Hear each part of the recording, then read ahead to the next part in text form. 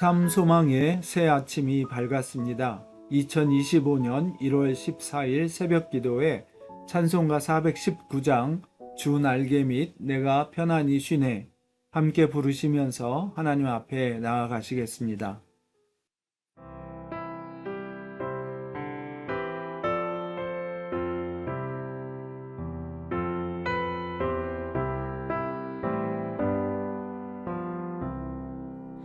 주 날개 밑 내가 편안히 쉬네. 밤 깊고 비바람 불어쳐도 아버지께서 널 지켜주시니 거기서 편안히 쉬리로다. 주 날개 밑 그 사랑 끈을 짜니뇨. 주 날개 밑에 쉬는 영원히 거기서 살리. 주 날개 밑 나의 피난처 되니 거기서 쉬기를 원하노라. 세상이 나를 위로치 못하나 거기서 평화를 누리리라. 주 날개 밑 평안하다. 그 사랑 끈을 짜니요. 주 날개 밑에 쉬는 영원히 거기서 살리.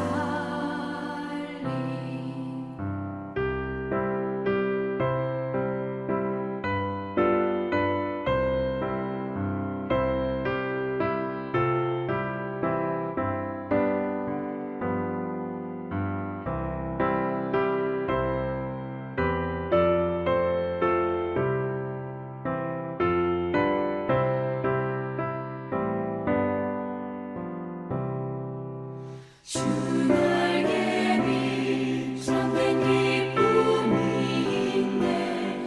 고달픈 세상 길 가는 동안 나 거기 숨어 돌보심을 받고 영원한 안식을 얻으리라. 주 날개 밑 평안하다. 그 사랑 끈을 짜니요. 주 날개 밑에 쉬는 영원히 거기서 살리.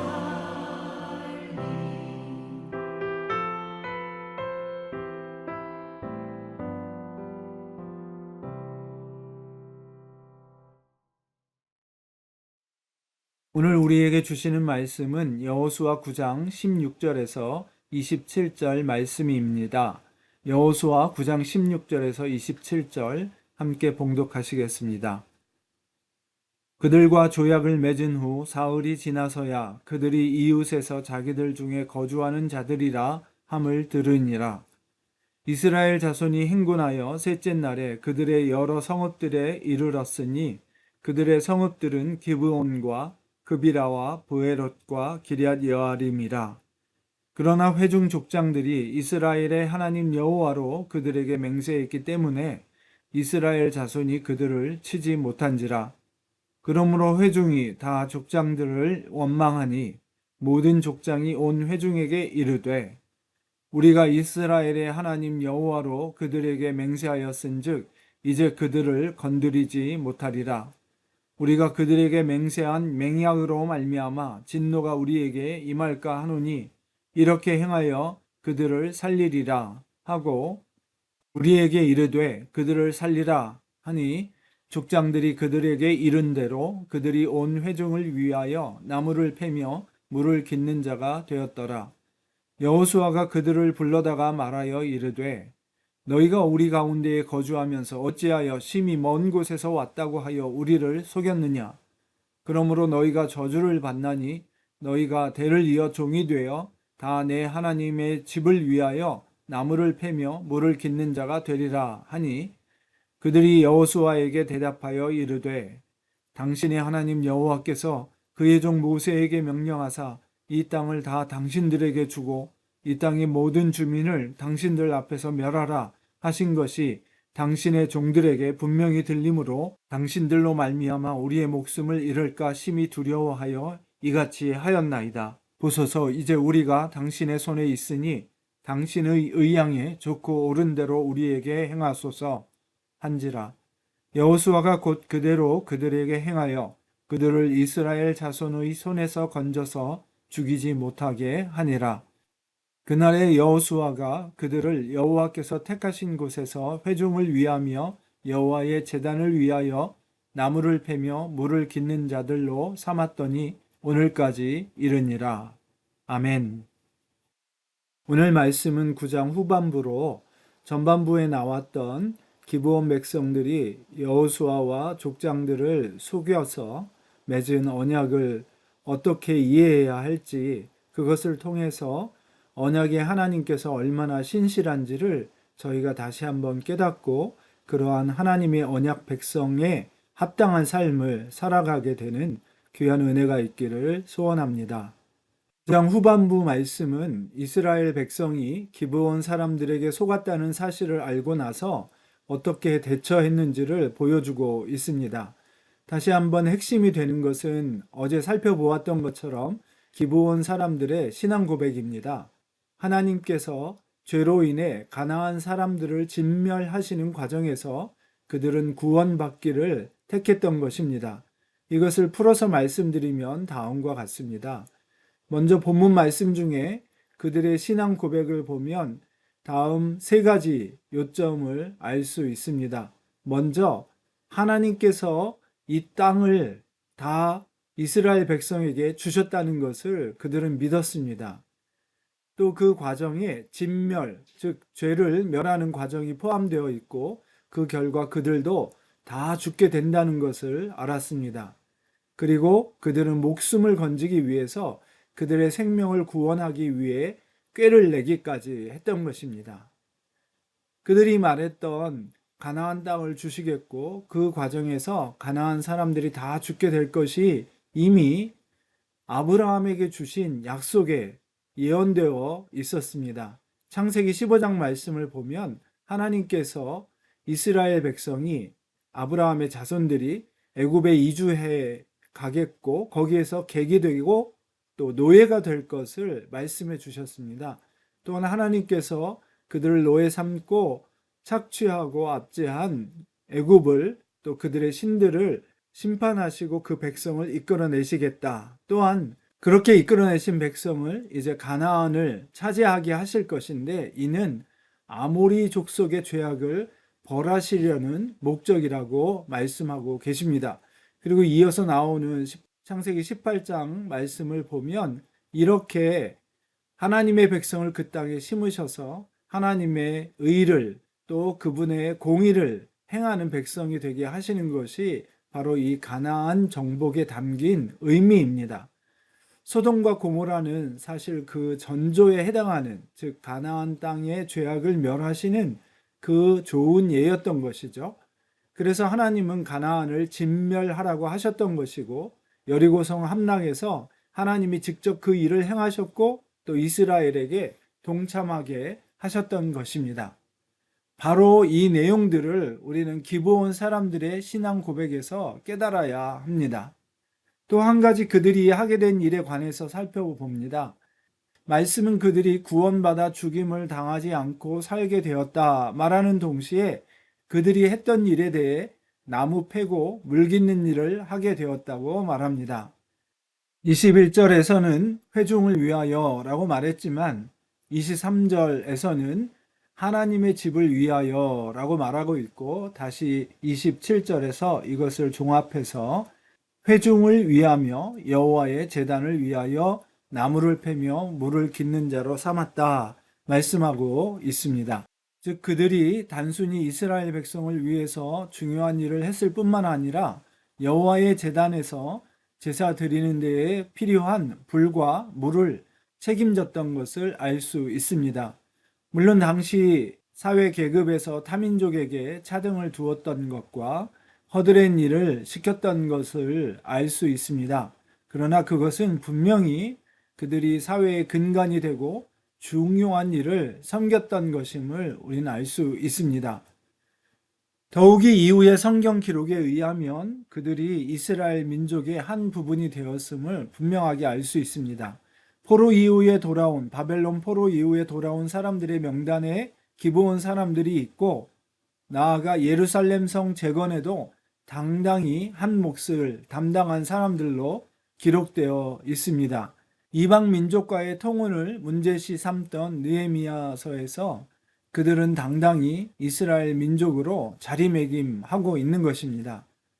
이는 예전에 사울이 그릇된 열심으로 기브온 사람을 해치려고 했던 일에 비교해 보면 정말 귀한 일이 아닐 수 없습니다. 이전에 사울이 그릇된 열심으로 기브온 사람들을 해하려고 했었고, 하나님은 당신의 언약에 근거한 구원을 무효화하려는 것에 대해서 그것이 잘못된 것임을 일깨우시려고 다윗 시대에 3년 연속 기근이 있게 하셨습니다. 마침내 사울의 집안 사람들이 그 벌을 받게 함으로 다윗을 통해서 그 잘못을 바로잡게 하셨던 것입니다. 오늘 이 말씀을 통해 우리는 가나안 전쟁이 일반적인 사람들이 생각하는 무자비한 정복 전쟁, 가차없이 잔인하게 다 죽이는 정복 전쟁이 아니라 하나님께서 이미 오래전부터 계획하셨던 가나안 사람들의 죄를 벌하시는 일이었던 것임을 알 수 있습니다. 또한 그 진멸하라 하신 말씀이 결국 우리의 죄를 온전히 없애려고 하시는 그 하나님의 뜻이 숨어 있던 것임을 알 수 있습니다. 또한 기브온 사람들을 통해서 어제 살펴보았던 것처럼 하나님의 놀라운 진노 앞에 우리 인생들은 당연히 엎드려 순복해야 하며 회개함으로 나아가 구원을 이루는 사람들이 되어야 합니다. 동시에 우리는 이 말씀을 통해서 하나님이 얼마나 언약에 신실하신 분인가를 알게 됩니다. 우리가 살펴본 것처럼 하나님은 역사를 통해서 이 약속을 이루게 하셨고, 또 이것을 거스리려 했던 사울의 시도를 하나님이 벌하셨던 것도 또한 알게 되었습니다. 우리도 이 땅에 이민자 혹은 성경적인 의미를 더하면 디아스포라로 살면서 이 기브온 사람들이 당당히 그 사회 안에 자리매김을 했던 것처럼 하나님의 은혜와 복을 누리는 사람, 특별히 하나님을 예배하는 일에 귀한 한 몫을 담당하는 사람들로 예배자로 이 땅 캐나다 안에서 자리매김하기를 간절히 소원합니다. 그와 같이 또 아직도 이 하나님의 언약 안에 들지 못한 사람들에게 그들의 죄와 악에서 회개하고 돌이켜 나와 하나님의 백성이 될 뿐 아니라 예배자로서 귀한 직무를 담당하는 사람들이 되게 하도록 우리가 기도하며 하나님께서 우리에게 맡겨주신 선교의 사명을 온전히 감당하는 저희가 되기를 소원합니다. 다 같이 기도하시겠습니다. 하나님 주신 은혜와 사랑에 다시 한번 감사와 감격하여 찬송과 영광을 올려드립니다. 우리를 불러주셔서 이렇게 귀한 예배의 사명을 감당하게 하셨사오니 하나님을 예배하는 데서 멀어지고 그 말씀에 따른 의와 공도를 행하는데 거기에서 점점 멀어져서 악을 행하고 있는 이 땅 캐나다를 긍휼히 여겨주시고 우리를 예배자로 세우시사 정말 하나님의 의와 공도를 행할 수 있는 하나님의 백성으로, 아브라함의 언약의 백성으로 다시 한번 세워주시옵소서. 주님, 저희가 또 이렇게 참여하고 있는 RBBB 성경 읽기 운동을 통하여서 동일한 일이 아직도 하나님을 주인 삼지 못한 모든 민족들 가운데 일어날 수 있도록 큰 은혜와 복을 더하여 주옵소서. 수술 후에 회복 중인 우리 사모님 긍휼히 여겨 주시사 힘과 능력을 더하시고 동일하게 또한 암으로 고생하시는 우리 권사님에게 은혜와 능력을 더하셔서 하나님께서 힘 주시고 주님이 허락하신 이 땅의 삶을 사는 동안에 믿음의 산 증거가 끊이지 않도록 치유와 은혜의 복을 더하여 주옵소서. 감사하며 예수님 이름으로 기도했습니다. 아멘. 오늘의 RBBB 성경 읽기 본문은 창세기 34장, 35장입니다. 단순히 문제 해결이 다가 아니라 하나님 앞에 진정한 예배자로 다시 부르심 받는 야곱의 귀한 삶의 여정을 통해 저희도 그렇게 하나님을 예배하는 사람으로 늘 세워지기를 간절히 소원합니다. 제34장.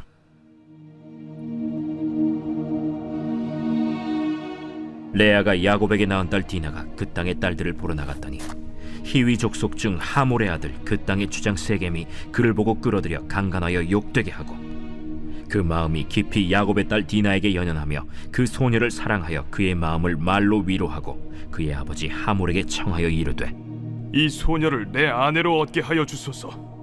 야곱이 그 딸 디나를 그가 더럽혔다 함을 들었으나 자기의 아들들이 들에서 목축함으로 그들이 돌아오기까지 잠잠하였고 세겜의 아버지 하몰은 야곱에게 말하러 왔으며 야곱의 아들들은 들에서 이를 듣고 돌아와서 그들 모두가 근심하고 심히 노하였으니 이는 세겜이 야곱의 딸을 강간하여 이스라엘에게 부끄러운 일 곧 행하지 못할 일을 행하였음이더라.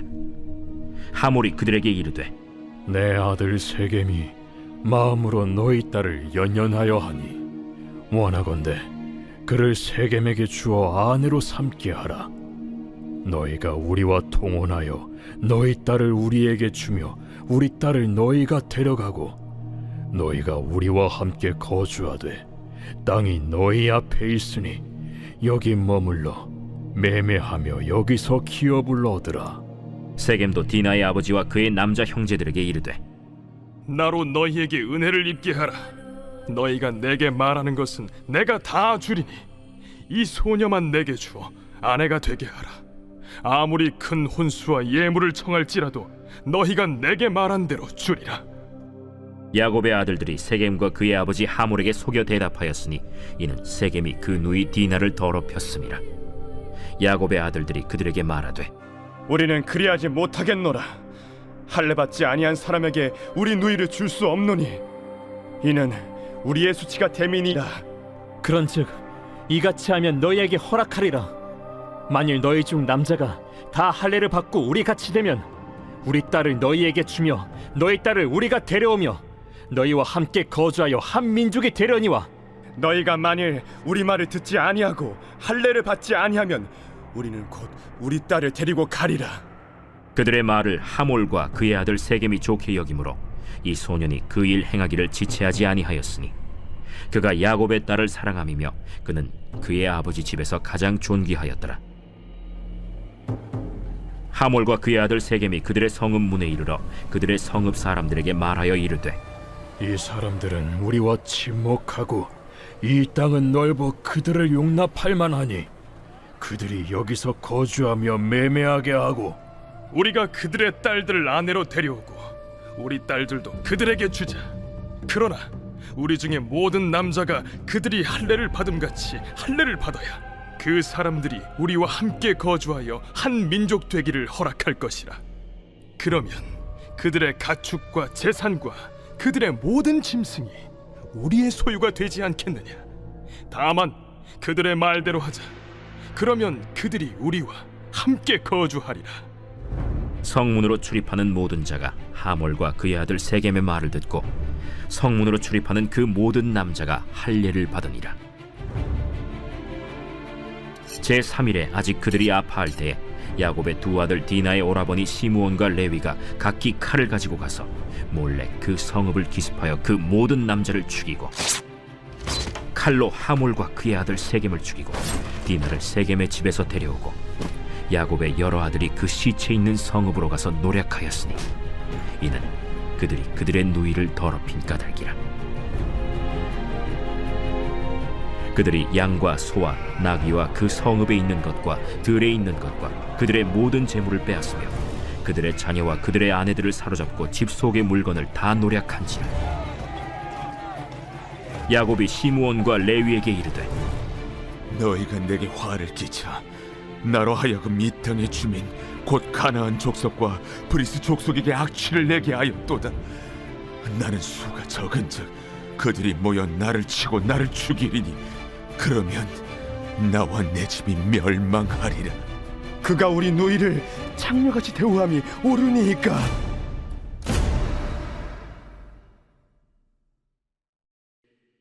제35장.